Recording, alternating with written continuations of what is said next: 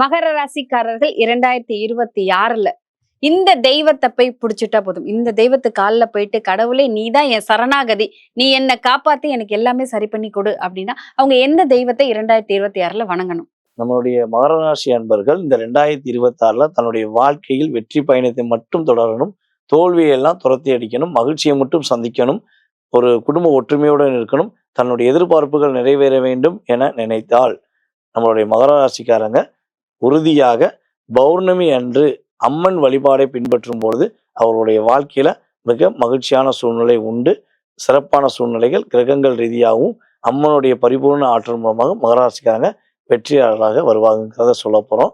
மகர ராசிக்காரங்க உறுதியாக பௌர்ணமி அன்னைக்கு அவங்க அம்மன் கோயிலில் போய் கூழ் ஊத்துறது அல்லது தண்ணீர் கேன் சப்ளை பண்ணுவது, இலவசமாக கொடுப்பது, இந்த ரெண்டும் பண்ணாங்கன்னா அவங்களுக்கு அம்மனுடைய பரிபூர்ண ஆற்றல் அவங்களுக்கு கிடைக்கும்.